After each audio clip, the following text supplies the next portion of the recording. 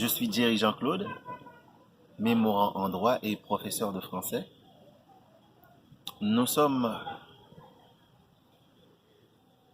ici aujourd'hui pour parler un peu de cette nouvelle et surtout nous avions annoncé une lecture, soit la plus petite des nouvelles des yeux de l'exil. Les yeux de l'exil d'Aurélie Reich. Mais permettez-moi de vous lire le résumé. Les yeux de l'exil comportent 2 séries de nouvelles.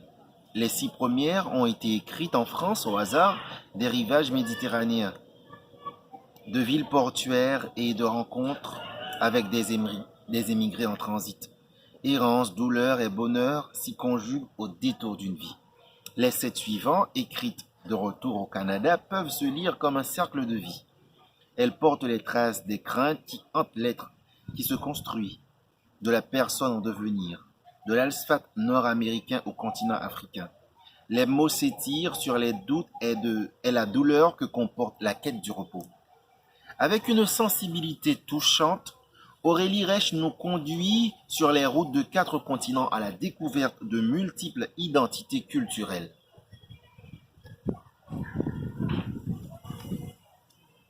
Un jour peut-être, la proue du bateau fendait les flots et le soleil oblique jouait avec les aigrettes blanches des vagues, tandis que 3 mouettes se laissaient porter par le vent juste au-dessus du bastingage.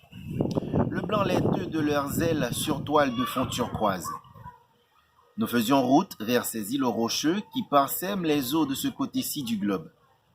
Cela faisait plusieurs jours que je n'avais pas vu la terre, et cela ne me manquait pas. La mer recèle des complexités très infinies et ne cesse de surprendre d'une aube à une autre. Je m'entendais bien avec son chant et son silence, et nous passions de nombreuses heures à nous interroger et à nous répondre. La mer a une droiture exceptionnelle pour qui apprend à l'aimer. Pas de cachotterie. Toute une immensité brute, rien que pour soi. Entre ciel et mer, le temps élastique s'étire au gré de la houle ou des changements de cap. Cela me convient. Ne plus être immobile dans un tourbillon, mais flotter dans la longueur. J'ai changé de route et de vie un beau matin, comme je changeais de vêtements. Désinvolte, sans un regard pour ceux qui partent à la corbeille de linge sale, 4 continents, 2 chats morts et quelques grands-parents décédés plus loin. J'avais quitté matin chagrin et nuits amis pour une longue procession vers nulle part. Je me sentais rayonnante et apaisée. Je savais que je ne cherchais plus, que je n'attendais plus, je n'étais plus en suspens. Je m'acheminais vers un pays de roches et de mer où je retrouverais mes fils, les 4 fils du vent. Plus de promesses, mais de certitudes.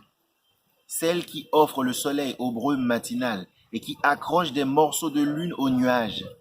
Je ne cherche pas à savoir si nous en sommes à tel mois de l'année, ou si l'heure du dîner ou du coucher approche. Je me contente de regarder les bleus variés en surface et en profondeur. Un jour peut-être, mais pas maintenant. Pas aujourd'hui, pas demain. Juste être là en paix, dans un océan infini de possibles. C'est la plus petite nouvelle, intitulée Un jour peut-être, dans Les yeux de l'exil, écrite par Aurélie Reich. C'était la lecture promise. Alors nous vous donnons rendez-vous pour le capsule suivant dimanche prochain. C'était avec vous, Thierry Jean-Claude.